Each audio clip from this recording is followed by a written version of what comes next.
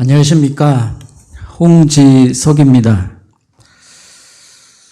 제가 오늘 사실 간증 때문에 그런지 몰라도 어제 잠을 좀 청했는데 잠이 하도 안 와서 꼬박 밤을 새우고 왔습니다. 하나님께 잠이 들고 싶습니다.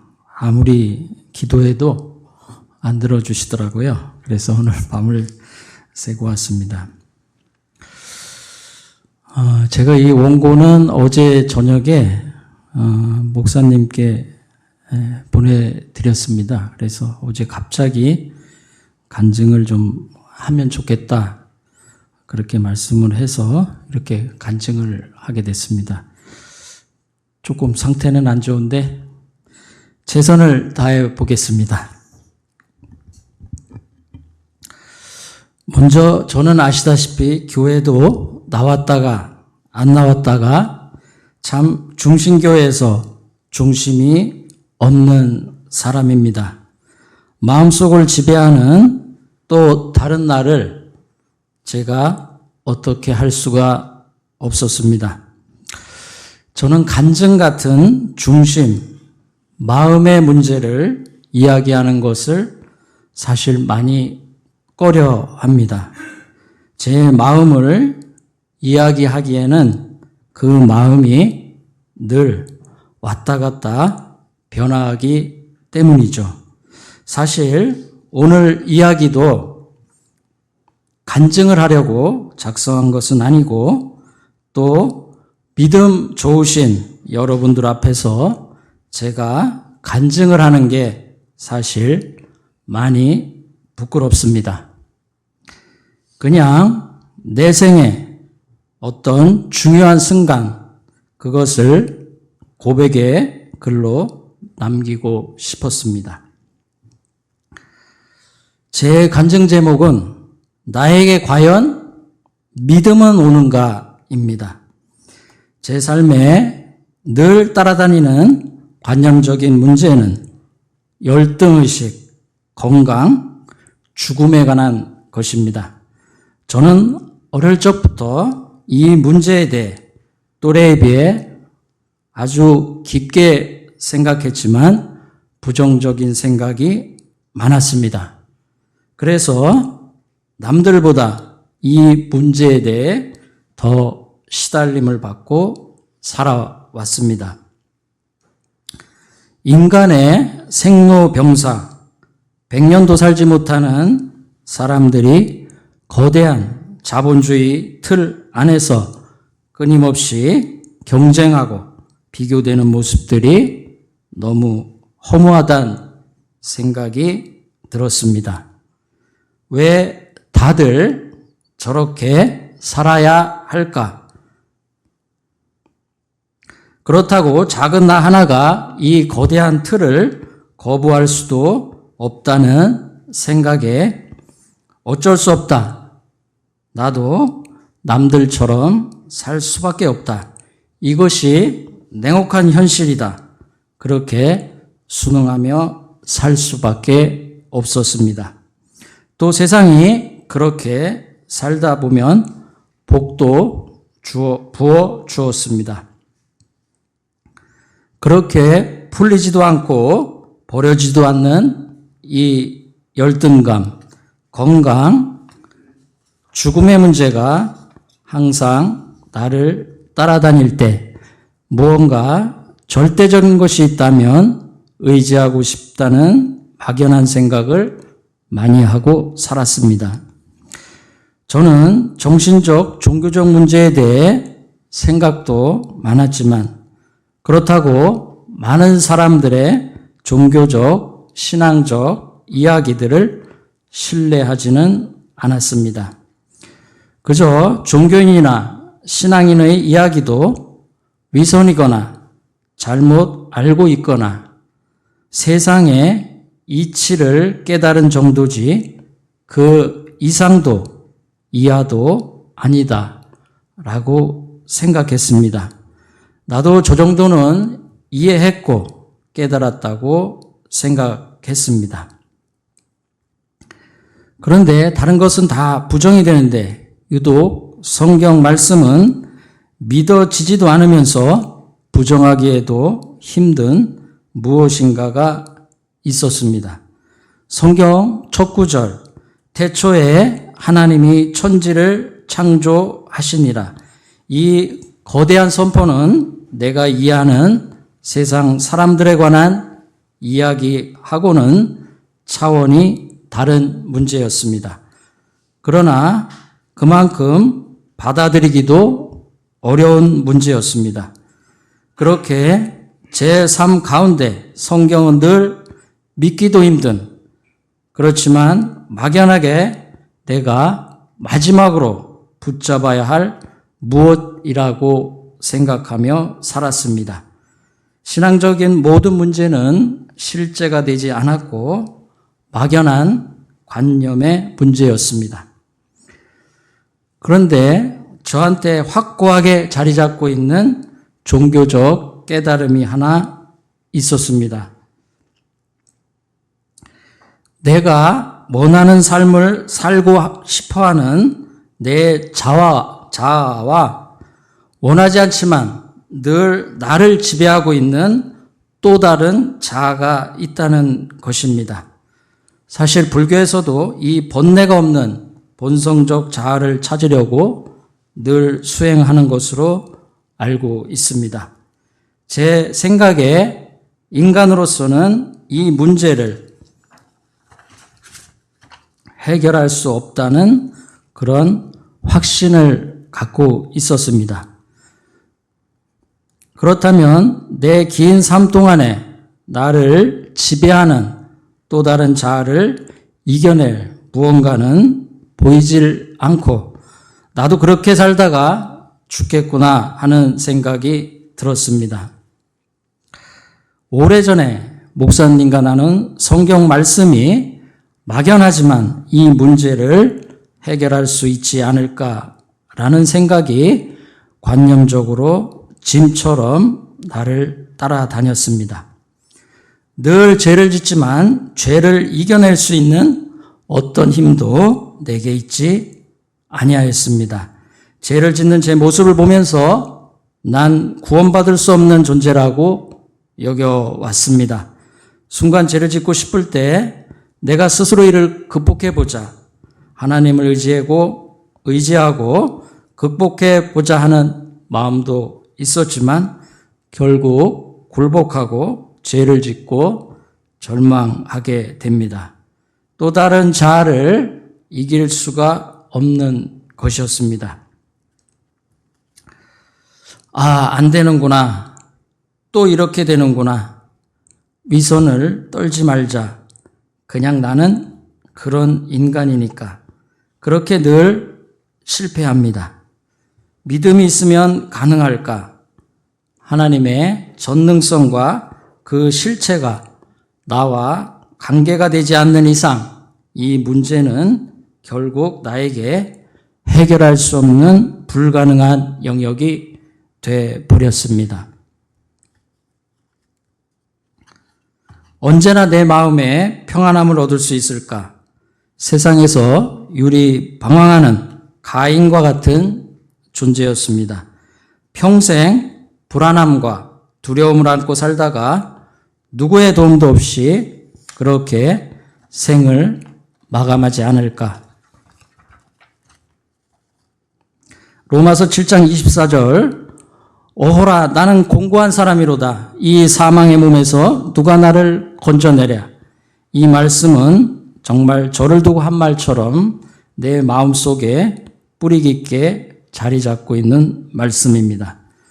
그러나 25절 우리 주 예수 그리스도로 말미암아 하나님께 감사하리로다.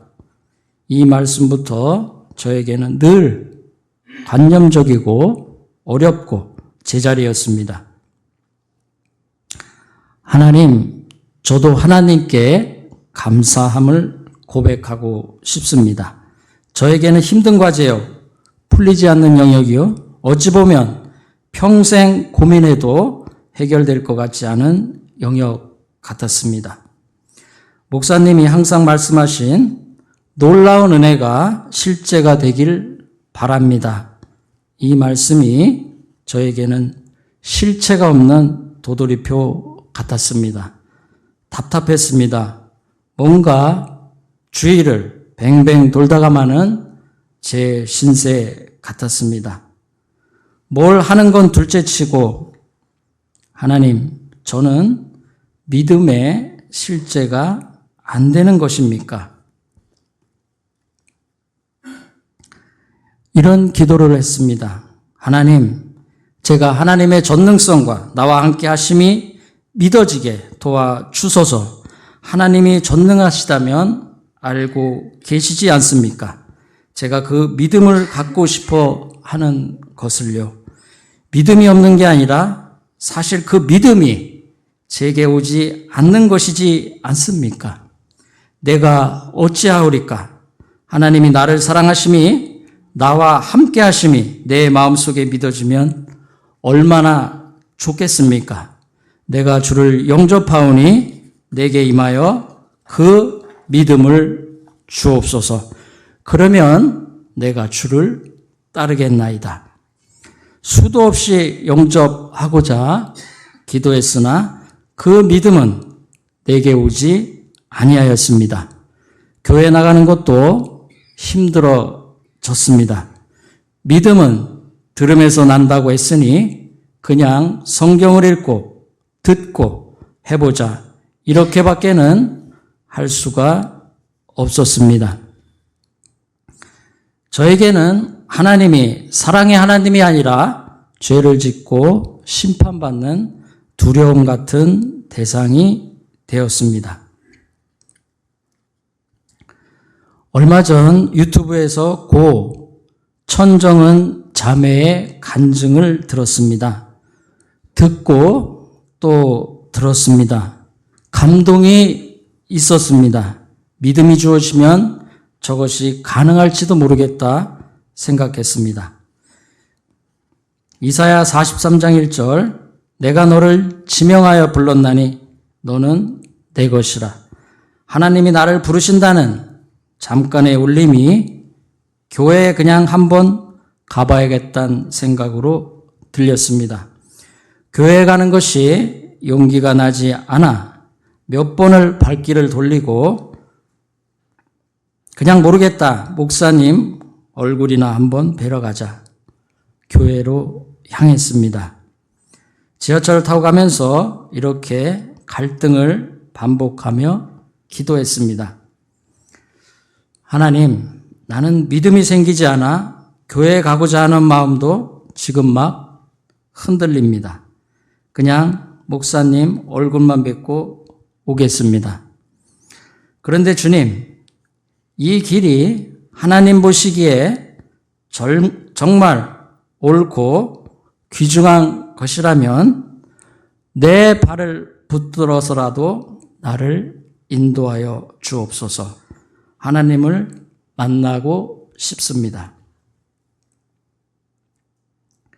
순간적인 생각이지만 내가 정말 붙들고 있는 것, 이런 것 때문이 아닐까.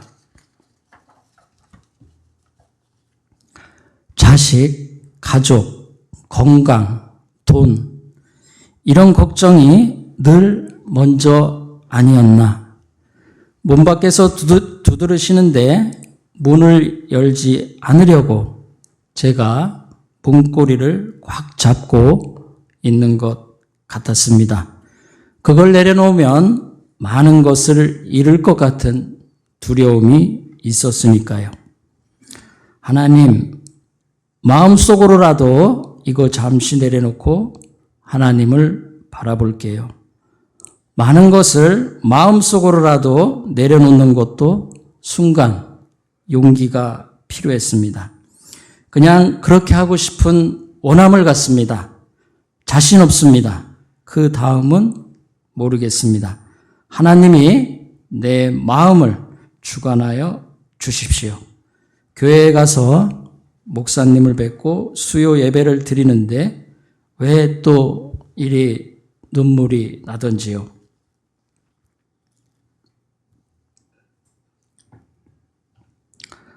그리고 26년 5월 21일 그 다음 날 아무 생각 없이 거울 앞에 섰는데 갑자기 주체할 수 없는 눈물과 감사가 내 마음속에 넘쳐 흘렀습니다.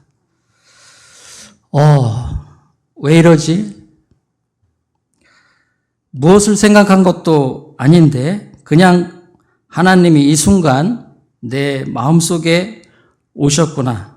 그 감사함은 내가 예전에 어떤 경험으로도 할 수 없는 것이었습니다. 그 순간만큼은 내 마음속 어두운 생각들, 사망, 미움, 두려움이 사라지고 하나님으로 가득 채워졌습니다. 하나님이 나를 사랑하시는구나. 나를 찾으셨구나. 나와 함께 하시기를 원하시는구나.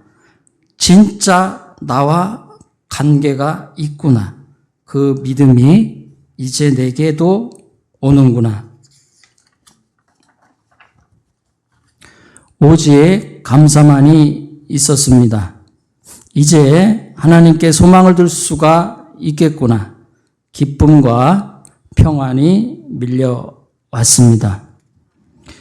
지금 돌이켜보면 이런 성경 구절이 생각납니다. 마태복음 22장 37절 39절 말씀. 예수께서 가라사대 내 마음을 다하고 목숨을 다하고 뜻을 다하여 주 너의 하나님을 사랑하라 하셨으니 이것이 크고 첫째 되는 계명이며. 저는 신앙적인 면에서는 웬만해서는 어떤 것을 받아들이기가 쉽지 않은 완악한 고집스러움이 있습니다. 또 어떤 것을 그렇게 떨쳐버리고 싶은데도 떨쳐버리지 못하는 그런 집착도 강합니다. 그런데 버리고 받아들이고 싶은 마음 또한 있었습니다. 성경에 예수님이 생명이요 진리요 모든 문제가 예수님 안에 있다고 했는데 첫째 되는 계명이신 하나님으로 내 모든 문제를 예수님께 맡겨드릴 수 있을까? 도마에게 예수님이 하신 말씀, 너는 나를 본고로 믿느냐? 보지 못하고 믿는 자들은 복되도다 하시니라.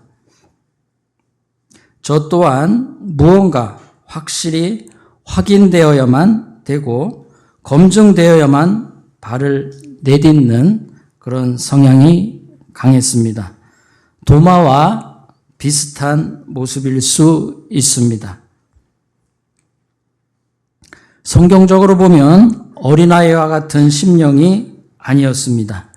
그래서 내려놓는 것은 쉽지 않은 사람입니다. 그런데 그 순간만큼은 잠시 나를 내려놓고 하나님을 첫째 계명으로 내 모든 문제를 하나님 안에서 생각해 보자. 그런 생각들이 순간순간 들었습니다. 그래서 하나님이 어쩌면 망설이고 확신을 잘 갖지 못하는 저에게 이런 방법으로 은혜를 주시지 않았나 하는 생각도 듭니다. 요즘은 하나님 사랑이 왜 첫째 계명일까 이런 생각을 해보며 지냅니다. 모든 문제가 하나님 안에 다 있겠다 하는 생각이 순간순간 들어옵니다. 걸어 다니면서도 혼자 있을 때에도 항상 하나님을 바라보는 그 순간 신기하게 세상이 멀어지고 작아지고 풀리지 않던 집착들이 풀려집니다. 하나님이 하시는구나. 내가 하는 게 진짜 아무것도 없구나. 하나님은 영원까지 나와 함께 하시겠구나.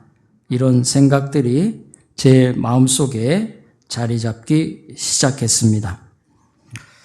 아마 하나님 없이 견디고 인내하는 것이 신앙이라고 생각했다면 저는 견디지 못하고 포기했을 것입니다.